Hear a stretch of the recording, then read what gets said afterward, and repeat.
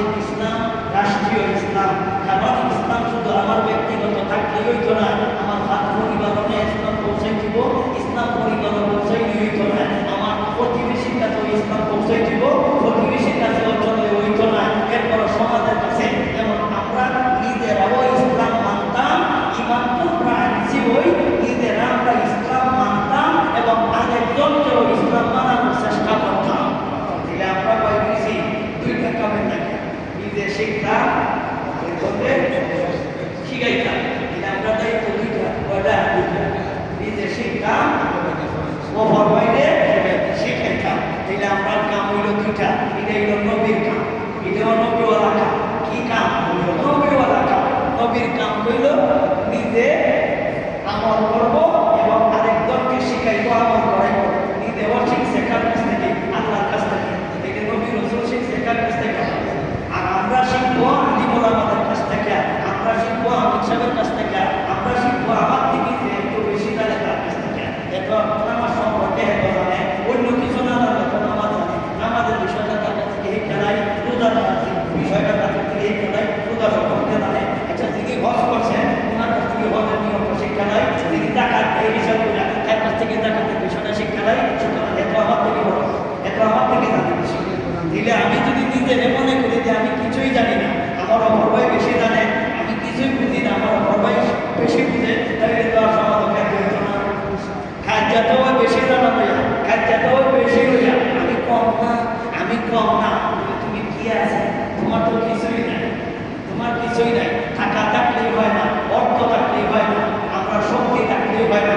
আসল পুঁজি হইল আমল। আসল পুঁজি কি? আমল। তাইলে আমরা ঘর থেকে বাইরে হইলে এক নম্বরের ফায়দা হইল নিজের। এক নম্বরের ফায়দা কার? নিজের। নিজের ফায়দাটা কি? জমাতের সহিত আসন্তের নামাজ পড়তে পারি, এটা বড় থেকে পারি। যত বড় লোকটা হওয়ার, যত বড় বুজুর্গ হওয়া, বড় থেকে পারবেন, বড় থেকে পারবেন সম্ভব হয় না। তাহলে এক নম্বর নিজের ফায়দা। আমরা যদি 3 দিনের জন্য আসি কিংবা তো আমরা 40 দিনের জন্য আসি, তাহলে আল্লাহ যখন আমাদেরকে আদেশ দিলেন বাইরেটা, তাহলে আমরা বের হইতে রাজি আছি তো ইনশাআল্লাহ, সবসময় বাইরে রাজি আসে তো ইনশাআল্লাহ। এই মহল্লাতে আমরা এখানে যারা বসছি, তো আমরা দিকে আমরা সাথে কিন্তু বেশি মহল্লার লোক করি, তো আমি দেখতেছি খুব কম। আমরা উদ্দেশ্য হইল 3 দিনের লেগে আইছি, মহল্লার থেকে কমসে কম আমরা একটা জমা 3 দিনের লাগে হোক আর এক চিন্তা লাগিও আমরা উঠিব। কিন্তু আমি নিজেও বইছি এবং অপরজনকেও বইটা আমি নিজেও বুঝছি, বুঝি এবং আরেকজনকেও বুঝাই দিব। আল্লাহ পবিত্র কোরআনের একটা আয়াতে বলেন, ও আনফুসাকুম ওয়া আহলিকুম নারা, নিজে জাহান্নাম থেকে বাঁচো এবং আরেকজনকে জাহান্নাম থেকে বাঁচাও। তাইলে আমার দুই কাজ, একটা হলো নিজে জাহান্নাম থেকে বাঁচতাম, আর একটা হলো প্রত্যেকটা মুসলমান ভাইকে জাহান্নাম থেকে বাঁচাইতাম। তাইলে আমরা ইনশাআল্লাহ চেষ্টা করবো। আমরা জানা আছি আমরা 3 দিনের জন্য বাইরেছি, ইনশাআল্লাহ আমি নিজে আগে আমল করবো, আরেকটা বাইরে আমল করাইব, আমি নিজে আগে বুঝবো। এটা আমরা তো দোকান পানে থাকি, ব্যবসা বাণিজ্যে থাকি, এই দিয়ে আমরা করাটা কঠিন হয়। আমরা যদি 3 দিনের জন্য আসি, আমরা আমার থেকে যে বেশি জানেন আমার সম্পর্কে, তাহলে আমি তার কাছে জেনে মোবাইল ফজরের সময় কয়টা রাত, 2 রাকাত সুন্নাত, 2 রাকাত ফরজ। এটা কিভাবে ফরজ লাগে? সূরাটা হলো 1 নম্বর। এই সূরাটা কিন্তু ভাই শুদ্ধ না, সহি শুদ্ধ না।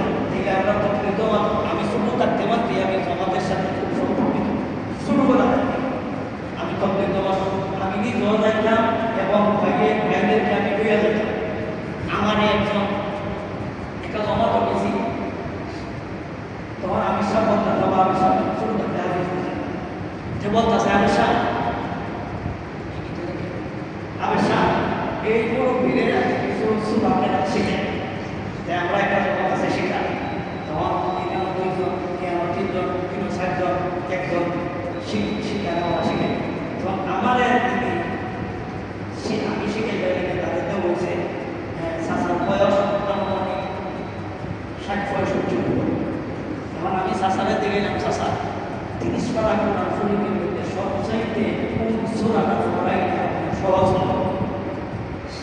তখন চাচা কইতেছে 30 পারা কোরআনের সর্বশেষের সূরাটা শিখো, শেষের এটা তো চাষা না শোনা নাচ কি কঠিন আমি বললাম চাষা এটা যদি মনে করুন আপনাকে উচ্চারণ করতে সহযোগী করতে মেয়েই শিখাই এক পর্যায়ে 17 দিন পর্যন্ত আমি চাষারে শুধু একটা আয়াত উচ্চারণ করাতে পারছি একটা আয়াতটা বলি আল্লাহ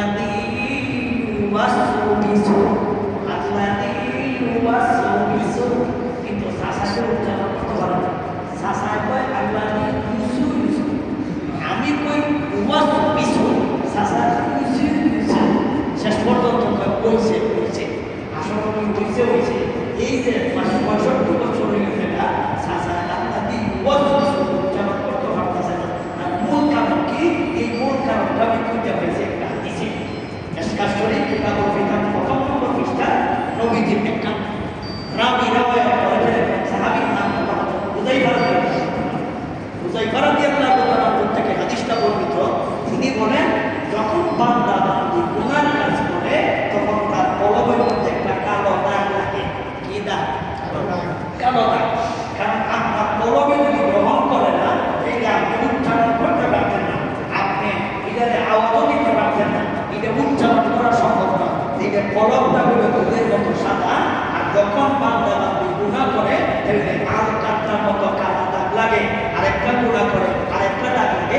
আরেকটা গুনাহ করে আরেকটা দাগ লাগে আরেকটা গুনাহ করে আরেকটা দাগ লাগে এইভাবে যত গুনাহ করে তত কলবের মধ্যে কালো দাগ লাগে কালো দাগ লাগতে লাগতে লাগতে লাগতে লাগতে লাগতে শেষ পর্যন্ত সাদা দাগের চিহ্ন মাত্র থাকে না সাদাটা হলো আল কাটার মতো কালো হয়ে যায় এটা আল কাটার মতো যদি কালো হয়ে যায় তখন অসুবিধাটা কি হয় তখন আপনি যত জিনিস দেন ভালো এটা গ্রহণ করে না কারণ মেমোরি ফুল হয়ে গেছে কি মেমোরি ফুল এবং মেমোরি যদি ফুল হয় তাহলে তো আপনি আর ভিডিও এর ভিতরে ঢুকাইতে পারতেন না আপনার যদি সিম মেমোরিটা সিম কার্ডটা যদি ফুল হয়ে যায় নাম লিখতে লিখতে এবং আর একটা নাম লিখতে পারবেন না তখন যদি নতুন করে নাম লেখন লাগে তাহলে ওই পুরান একটা ডিলেট করা লাগে কি করা লাগবে ডিলেট করা লাগবে তাই আপনি যদি ছোনা আমল ভিতরে ঢুকাইতে চান কোনো জিনিস যদি স্মরণ রাখতে চান তাহলে আপনি পুরা ডিলেট করা লাগবে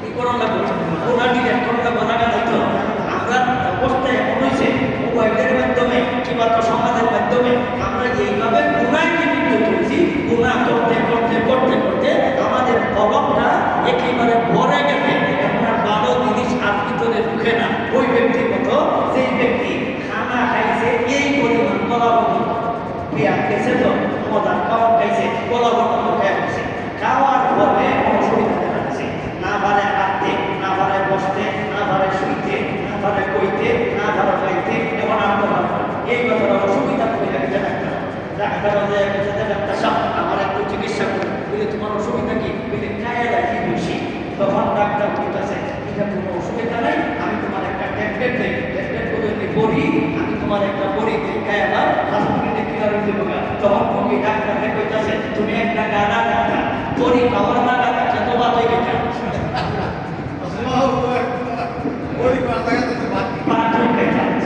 এমন খাবার খাইছে কি খাওয়ার টাকা নাই বড়ি খাওয়ার টাকা নাই ঠিক তেমনি ভাবে আমরা এই পরিমাণ গুনাহ করছি আল্লাহ এই আয়াতটা ভিতরে নেওয়ার টাকা নাই এই কারণে চাচা এই পরিমাণ টাকা কাম করছে শেষ পর্যন্ত তবকি পাইয়া এখন তিনি চিন্তা করতে সারা জীবন করলাম নাকি সারা জীবন করলাম নাকি এখন তার কলবের মধ্যে জায়গা না কি না জায়গা নাই সেইটা আমরা আগেই জায়গা করা লাগবো এক নাম্বার জায়গা করার ব্যবস্থা হলো এই দাগগুলি মুছা লাগবো কোথায় লাগছে না চাইলে আমি নিজে প্রশ্ন করি জীবনভর কি পরিমাণ দাগ লাগিয়েছি এবং না ধরলে কমন লাগবে না না ধরলে কমনও দেখো না আমার তো নিজের জানাই আছে কি দাগ করছি আমি নিজের জানা আছে আমি কি করছি তাহলে আমি কি পরিমাণ দাগ লাগাইছি আমার কলব এখন এই কলবের দাগ মুছানোর ব্যবস্থা আছে তুমি হাদিসে বলেন কুল্লু শাইইন থিকালাতুন ওয়া থিকালাতুল কুলুবি যিকরুল্লাহ প্রত্যেক জিনিস পরিষ্কার করার হাতিয়ার আছে কলব পরিষ্কার করার